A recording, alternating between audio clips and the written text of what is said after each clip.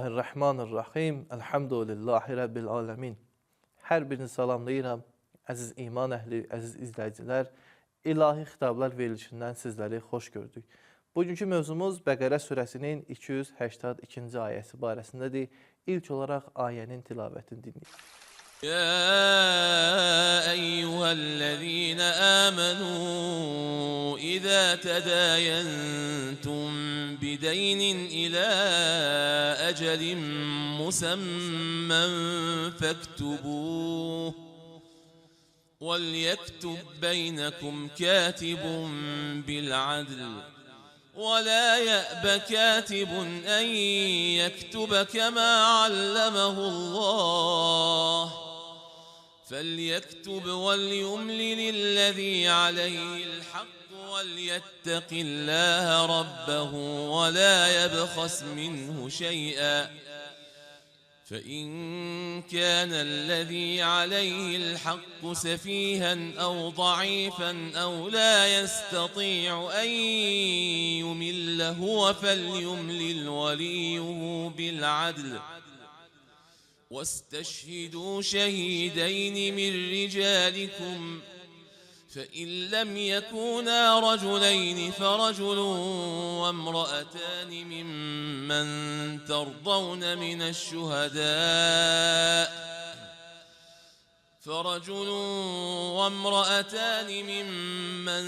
ترضون من الشهداء أن تضل إحداهما فتذكر إحداهما الأخرى ولا يأبى الشهداء إذا ما دعوا ولا تسأموا أن تكتبوه صغيرا أو كبيرا إلى أجله ذلكم أقسط عند الله وأقوم للشهادة وأدنى ألا ترتابوا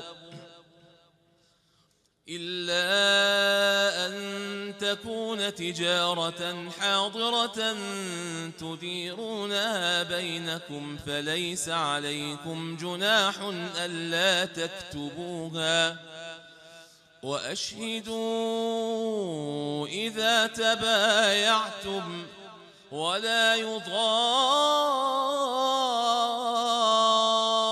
كاتب ولا شهيد وإن تفعلوا فإنه فسوق بكم واتقوا الله ويعلمكم الله والله بكل شيء عليم.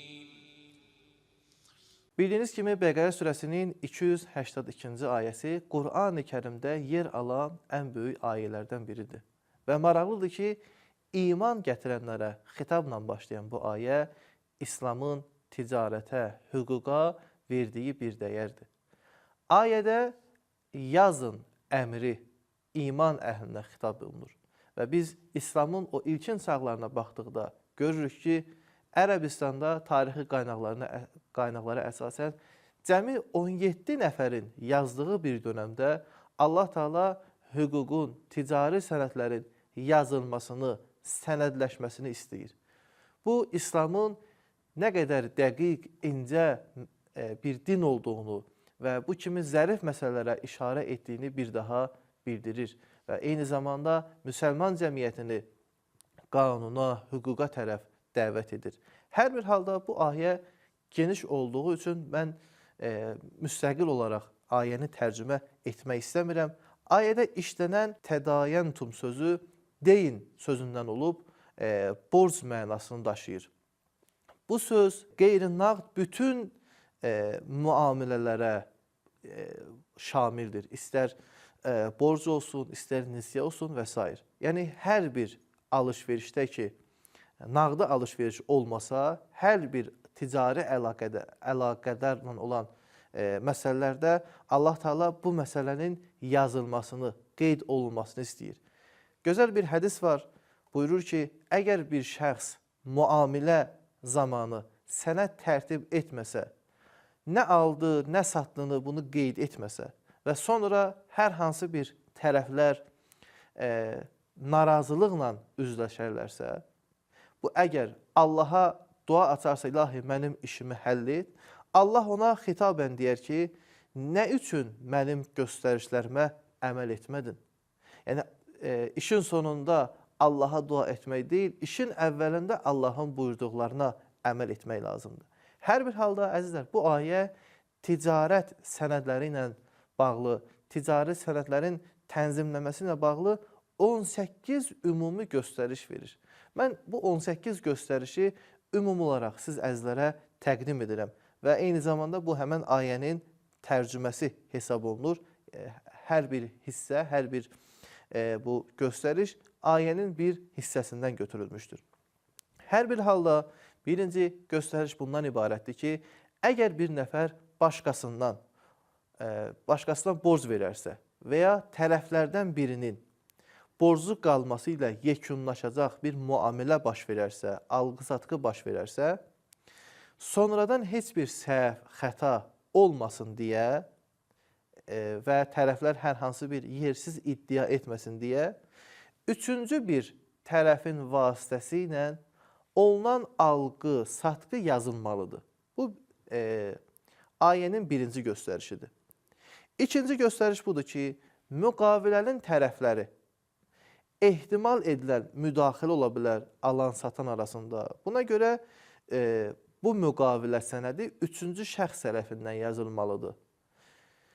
Üçüncü şəxs barəsində Allah təala buyurur ki, müqaviləni yazarkən haqqa rəhbər tutmalı və həqiqəti yazmalıdır. O ki, tərəflər arasında həqiqətən nə gerçəkləşib, nə baş verib, onları yazmalıdır.